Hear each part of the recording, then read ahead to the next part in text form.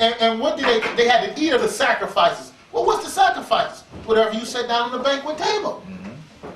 So at his birthday party, he forced the Israelites to partake in his celebration by bitter constraints. Knowing that it wasn't a part of their custom. Wasn't a part of their customs.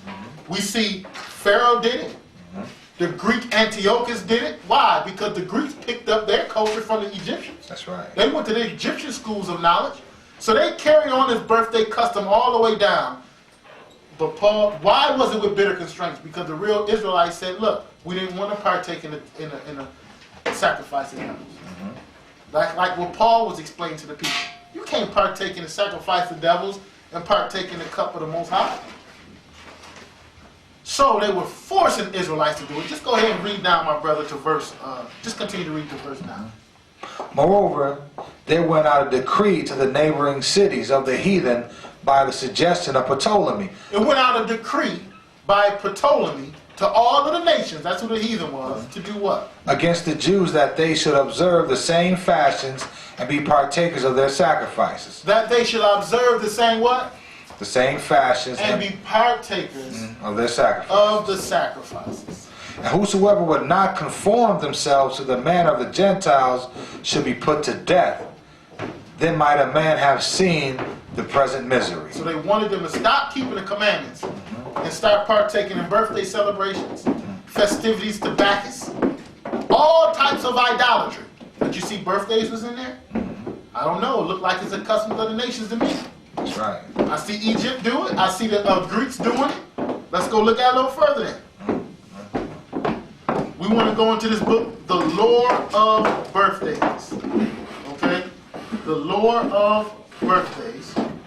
And this is by Ralph and Adeline Linton, page 8 and page 18 and 20, all right? New York, 1952. Everything highlighted. Okay. Started from 2. Yes. Notice now, because we just finished reading about Antiochus, he was a Greek. Notice what the lore of birthdays, what this book had to say.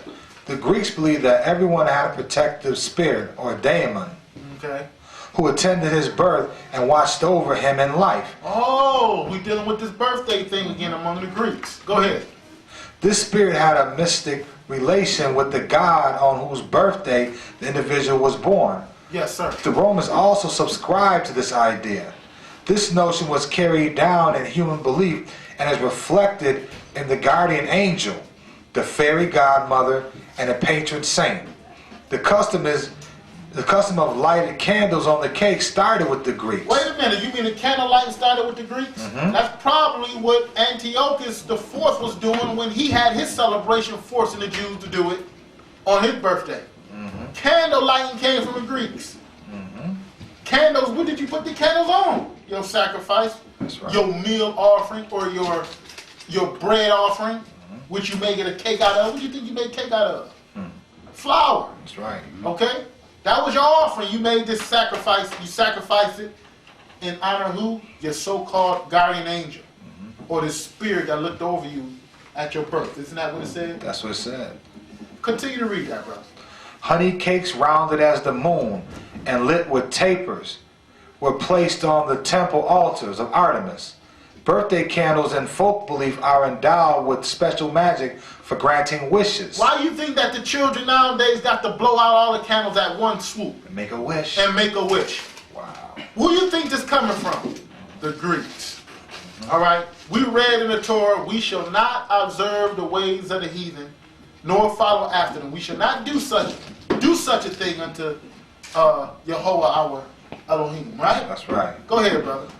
Lighted tapers and sacrificial fires have had a special mystic significance ever since man set up altars to his gods.